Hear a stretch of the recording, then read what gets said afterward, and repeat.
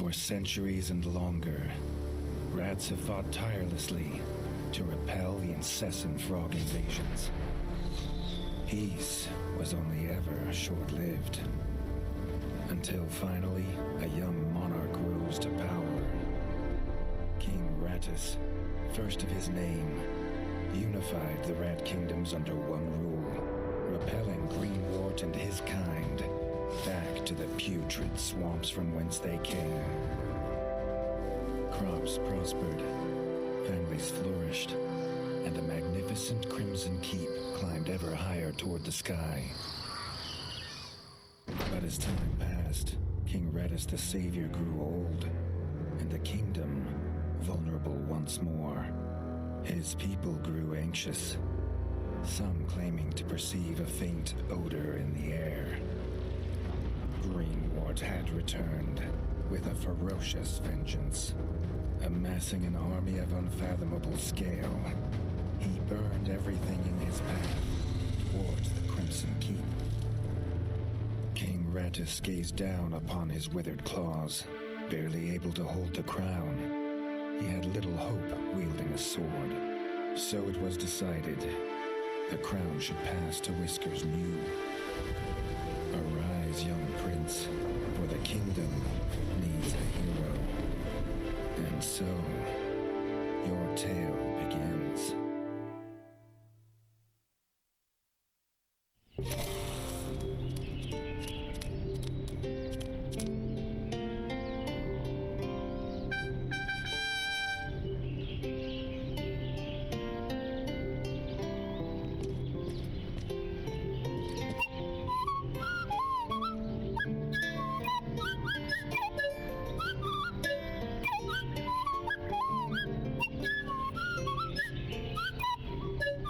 When his squire woke him with this god-awful noise, the young prince was dreaming about this day, just like he had for months. Now it was here, he better be ready.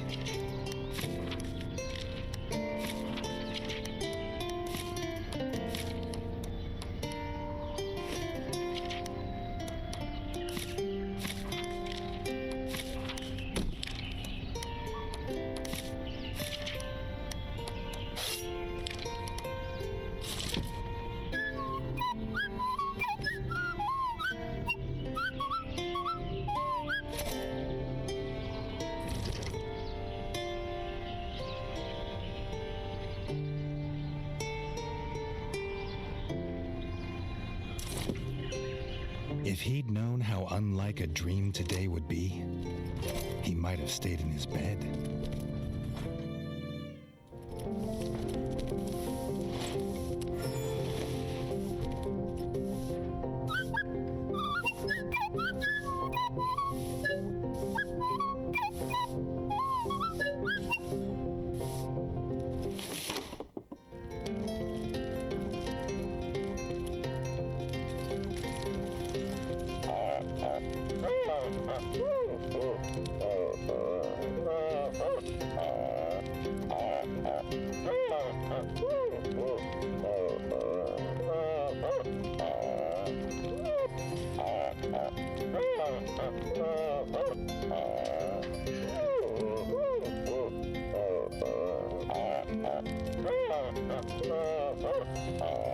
All the prince had ever wanted was to prove worthy of his father's crown.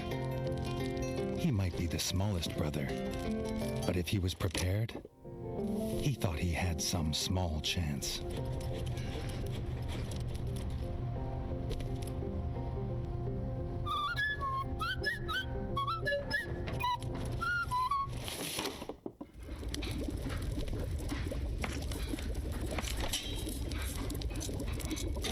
Reggie's brother, the chef, offered a fine menu, but after Dennis had eaten, there was no food left.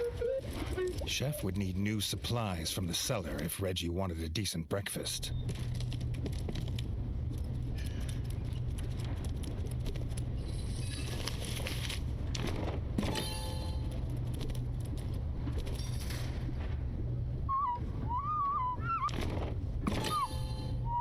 The bard had found the last of the summer raspberries in the bare basement. The bard was quick to offer one. even though they weren't his.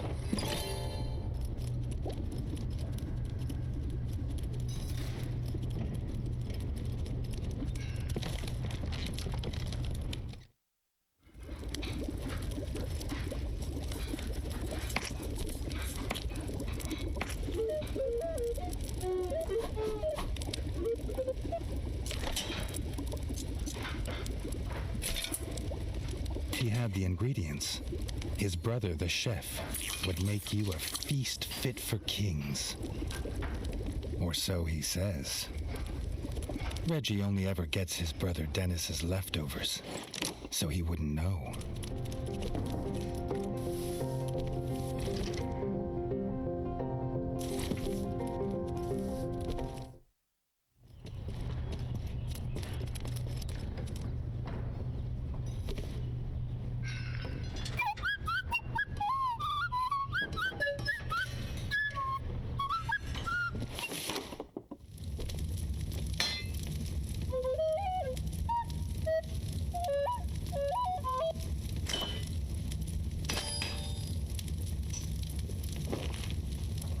His brother, the smith, could forge armor and weapons to see off any enemy.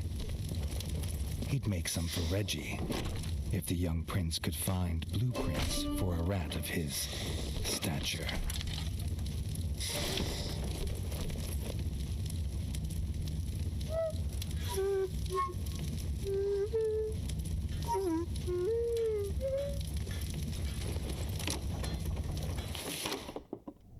His eldest brother didn't think Reggie could hit a target, even if it was standing still. But Reggie had been training hard. Freshly squeezed bug juice, drink of champions. Nothing better after a long fight. The training dummy's red attacks were too strong to block. It was fast. Reggie could be faster.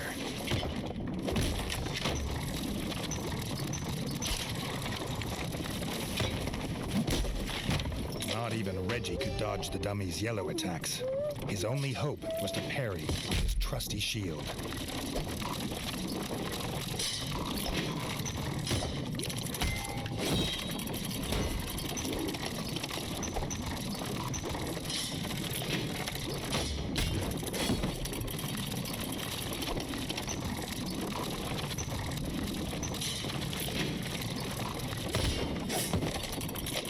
The dummy's final attack shook the ground.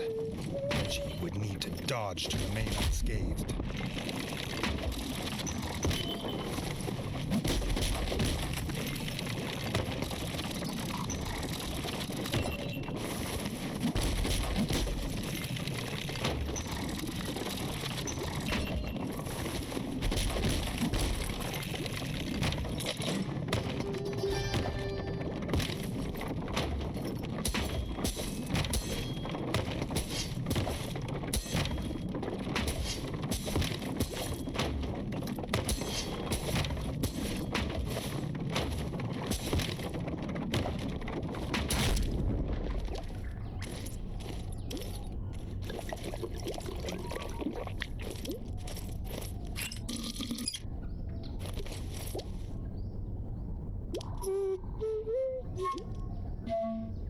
Dennis was impressed.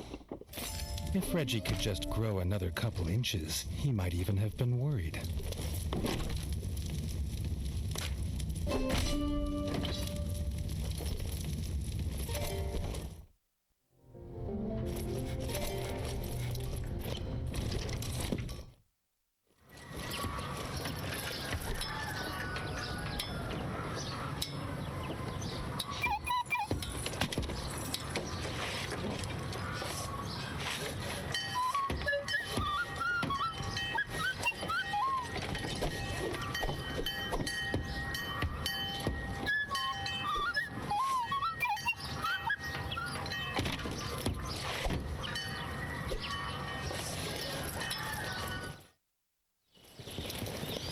Reggie'd never seen the Crimson Fort so full of ratfolk.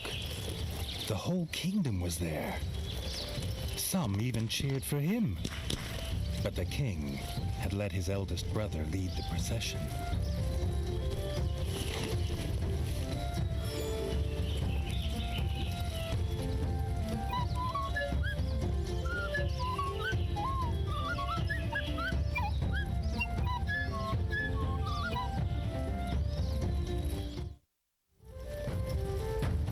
if he was scared, he wasn't showing it. He was going to show all of them what he was made of. If nothing else, this would be no easy win for Dennis.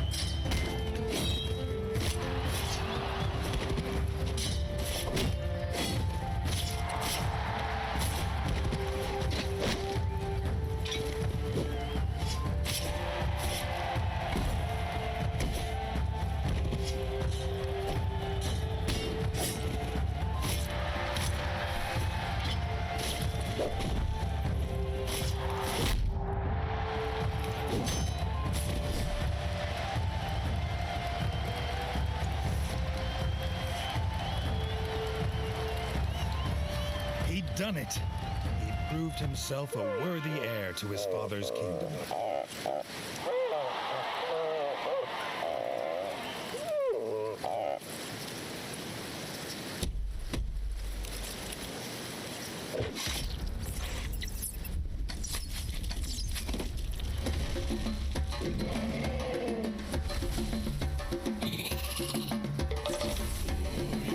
His dream was about to come apart.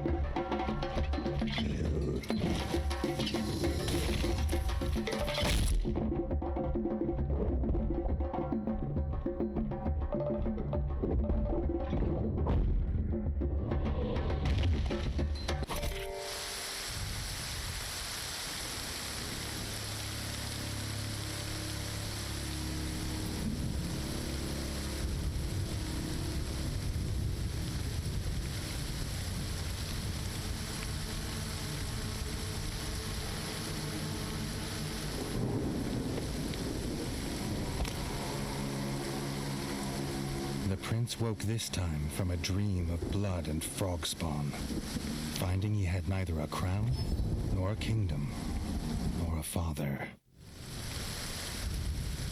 He needed a place to recover, somewhere to make a plan.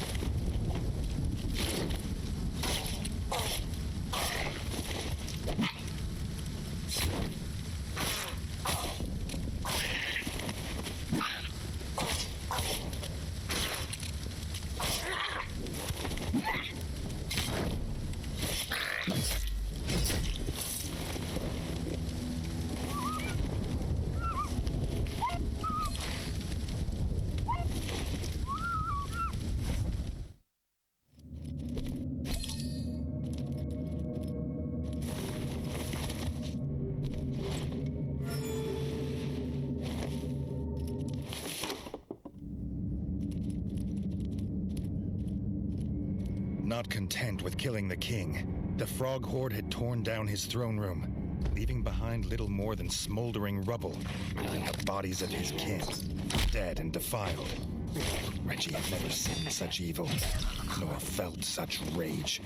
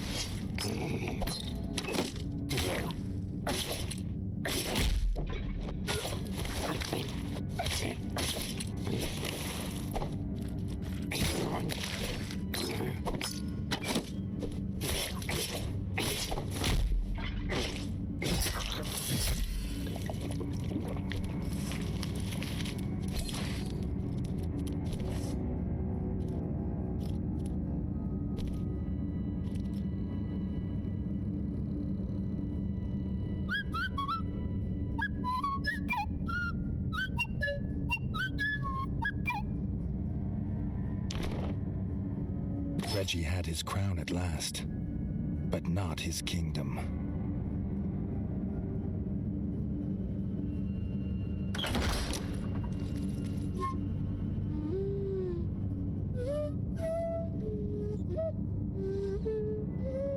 Dennis had returned, but shamefaced.